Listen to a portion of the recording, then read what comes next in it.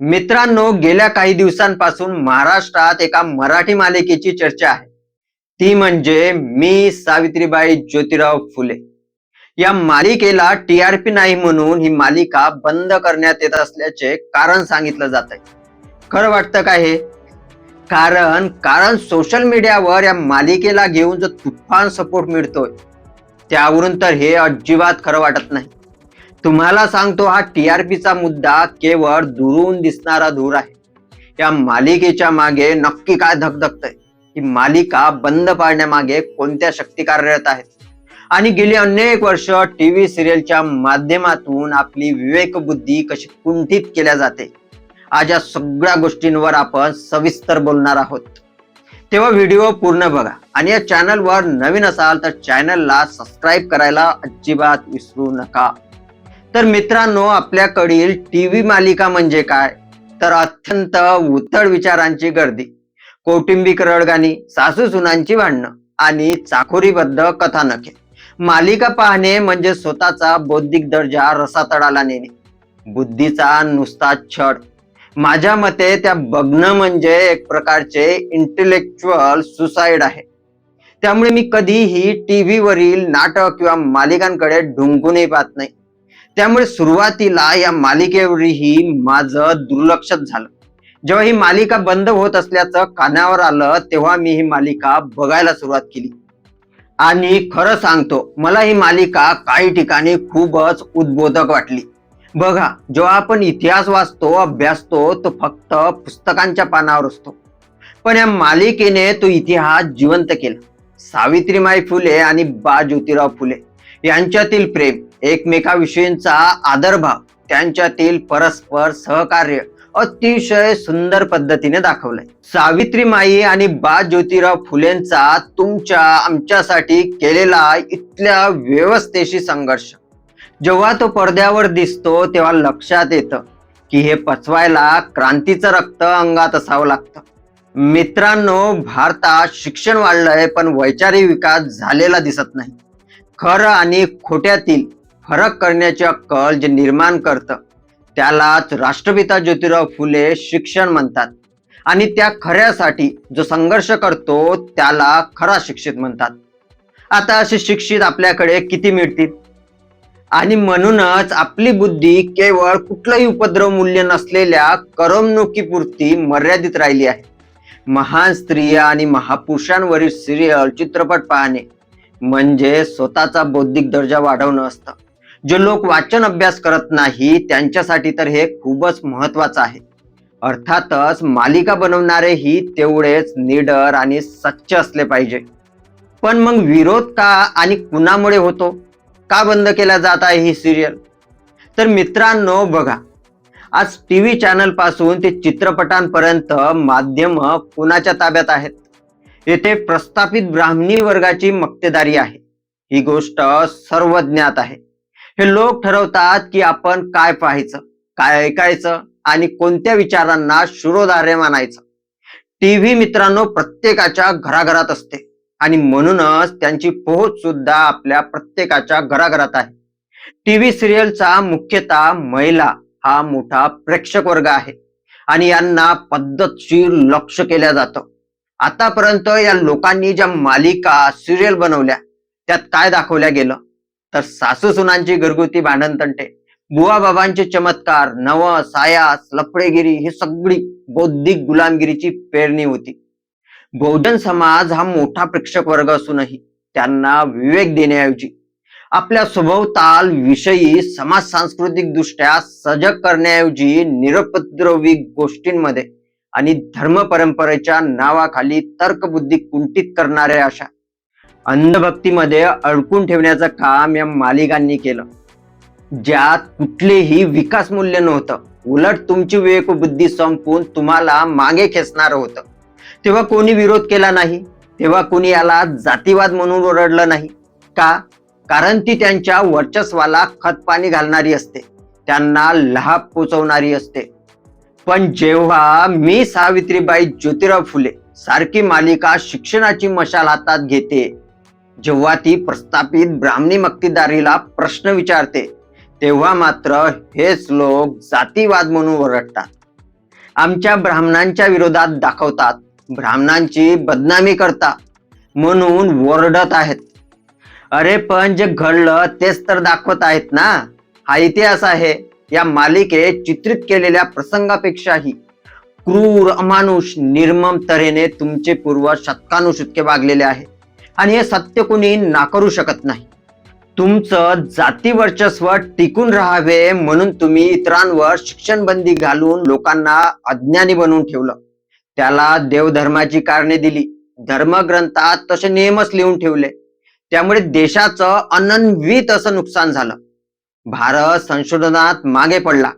हा तोच काळ आहे ज्या काळात युरोप, अमेरिका आणि पूर्व आशियामध्ये शैक्षणिक वातावरणामुळे विज्ञान आणि संशोधन याद्वारे समाज विकसित होऊन पुढे गेला. कितीतरी शास्त्रज्ञ, Charles Darwin, Louis Pasteur, Thomas Edison पासून ते आईन्स्टाईन, अगणित नावे आहेत, याच काळात उदय पावले. आपण मात्र सोवडे ओवडे, ऊच नीच, रूढी परंपरा आणि धार्मिक कर्मकांडांमध्ये अडकून मागे पडलो. वर्ण जातींच्या बेड्यांमध्ये जखडले गेलो. धर्माचा पगडा पाश्चिमात्य देशात होताच, नाही असे नाही, परंतु तिथल्या समाजाने हा धोका वेळीच ओळखला आणि धर्माची बंधने झुंगारून देऊन ज्ञान विज्ञानाची कास धरून ती राष्ट्रे विकसित झाली. लोकांचे राहणीमान आणि दृष्टिकोन सुधारले.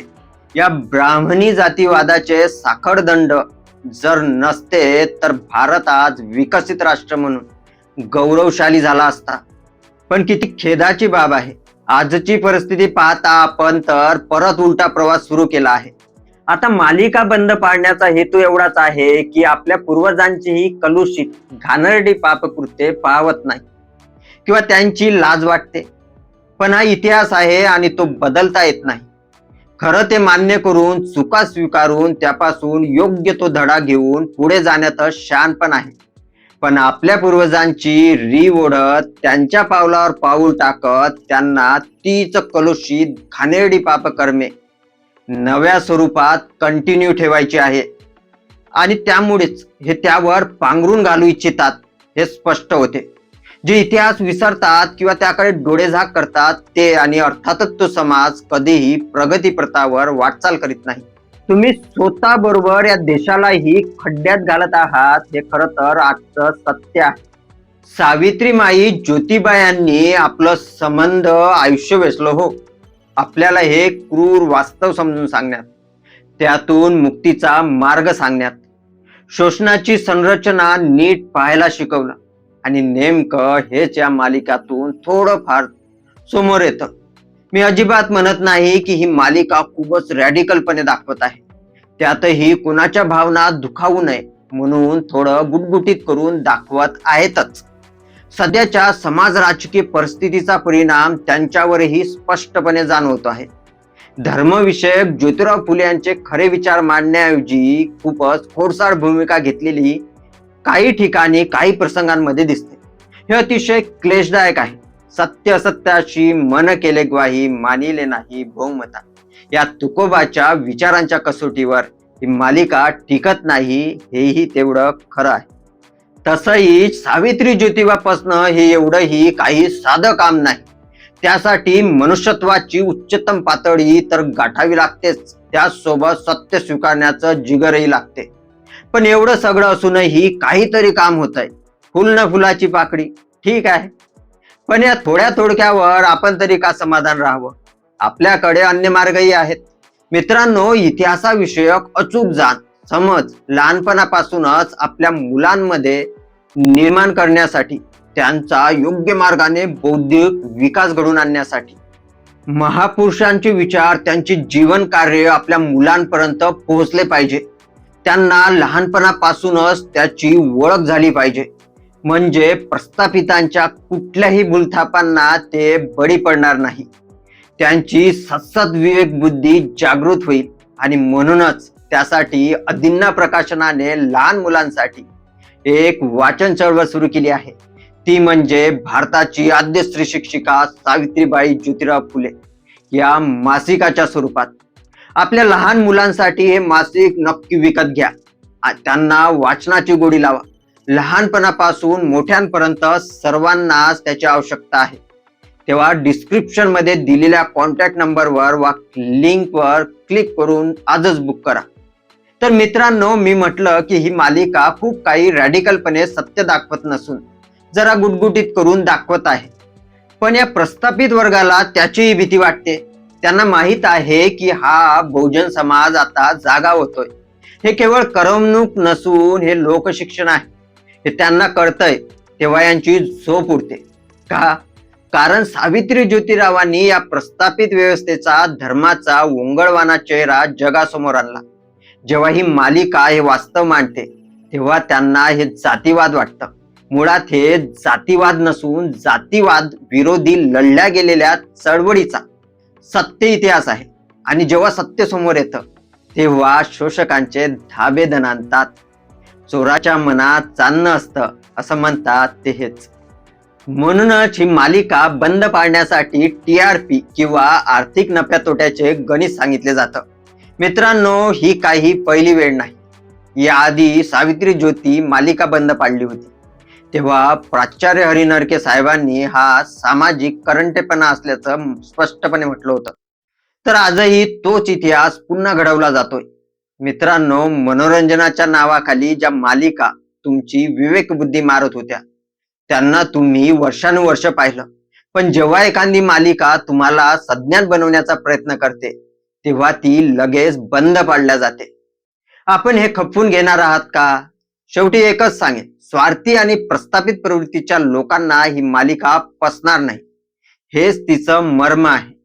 ही मालिका बंद झाली तरी हा लढा आता थांबणार नाही. ती पुन्हा वेगळ्या प्लॅटफॉर्मवर येत्या 20 जून पासून सुरू होत आहे. जेव्हा ती सुरू होईल तेव्हा तिला इतका प्रचंड पाठिंबा द्या की या प्रस्थापित व्यवस्थेची मनराखणी न करता ते सत्य दाखवू शकले पाहिजे. शेवटी आपला जसा घडला तसा इतिहास आणि महापुरुषांचा संघर्ष समजून घ्यायचे असेल तर वाचनाला पर्याय नाही. तुम्हाला त्यांची साहित्य वाचावीच लागेल. वाचन हे काम बुद्धीला बोजड आणि तापदायक वाटत असेल हे मी जाणून आहे. कारण लहानपणापासून आपल्यावर वाचन अभ्यासाचे असे संस्कार झालेले नसतात. किमान ते आपण आपल्या लहान मुलांवर तरी करूया, जेणेकरून विदाऊट फिल्टर आपल्या महान पूर्वजांचा वारसा आपल्यापर्यंत पोहोचेल, आपल्या मुलांपर्यंत पोहोचेल. तर असो, पूर्ण व्हिडिओ बघितल्याबद्दल खूप खूप धन्यवाद. भेटूया पुढच्या व्हिडिओमध्ये.